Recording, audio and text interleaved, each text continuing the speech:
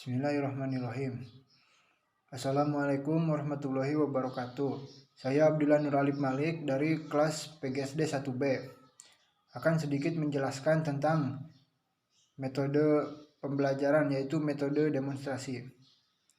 Metode demonstrasi adalah cara penyajian pelajaran dengan memperagakan atau mempertunjukkan kepada siswa terhadap suatu proses dengan menggunakan benda atau bahan ajar dalam pembelajaran.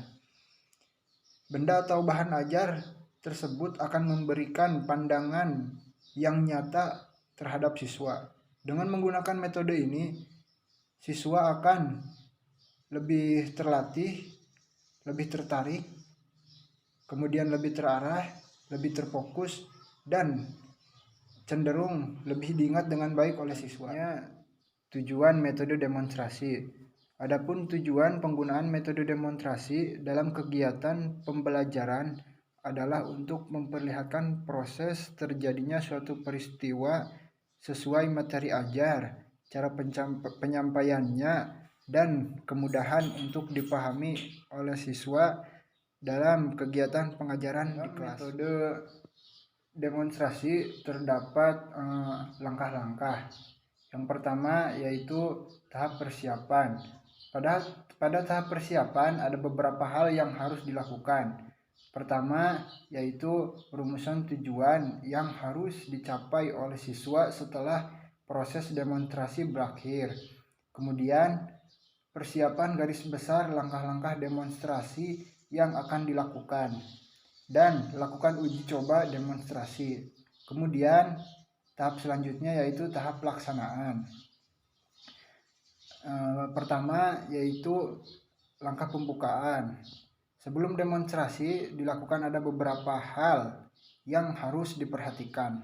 Di antaranya yaitu aturlah tempat duduk yang memungkinkan semua siswa dapat memperhatikan dengan jelas. Kedua, kemukakan tujuan apa yang harus dicapai oleh siswa. Ketiga, kemukakan tugas-tugas apa yang harus dilakukan oleh siswa. Kemudian dalam tahap pelaksanaan yang kedua adalah langkah pelaksanaan demonstrasi, yaitu mulailah demonstrasi dengan kegiatan yang memasang siswa untuk berpikir.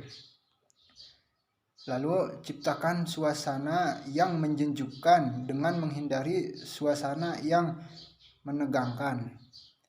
Kemudian yakinkan bahwa semua siswa mengikuti jalannya demonstrasi dengan memperhatikan reaksi seluruh siswa.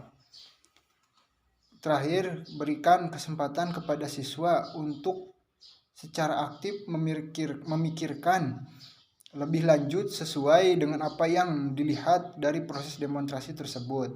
Dan langkah terakhir yaitu langkah mengakhiri demonstrasi. Apabila demonstrasi telah selesai dilakukan, proses pembelajaran perlu diakhiri dengan memberikan tugas-tugas yang ada kaitannya dengan pelaksanaan demonstrasi dan proses pencapaian tujuan pembelajaran tersebut. Kemudian tentunya metode demonstrasi memiliki kelebihan dan kekurangan. Kelebihannya diantaranya yaitu siswa bisa memahami lebih jelas tentang suatu proses atau cara kerja. Lalu penjelasan menjadi lebih mudah dimengerti dan meminimalisir kesalahan dalam menyampaikan materi lisan karena bukti konkret bisa dilihat. Adapun kekurangannya yaitu apabila benda yang didemonstrasikan terlalu kecil, siswa kesulitan dalam mengamati. Lalu, jumlah siswa yang terlalu banyak dapat menghalangi pandangan siswa secara merata. Kemudian, tidak semua materi bisa didemonstrasikan dan memerlukan guru-guru yang benar-benar paham agar bisa didemonstrasikan dengan baik. Apa yang tadi saya sampaikan dapat kita simpulkan. Jadi kesimpulannya adalah bahwa metode demonstrasi adalah salah satu metode mengajar dengan menggunakan peragaan untuk memperjelas suatu pengertian atau untuk memperlihatkan bagaimana melakukan sesuatu dengan jalan mendemonstrasikan terlebih dahulu kepada siswa.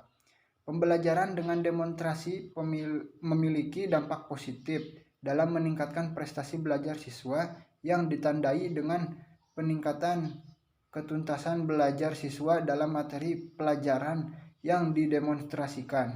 Metode ini dapat menghilangkan verbalisme sehingga siswa akan semakin memahami materi pelajaran.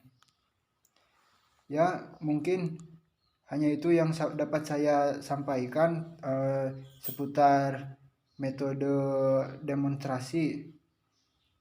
Wabillahi taufiq wal hidayah. Wassalamualaikum warahmatullahi wabarakatuh.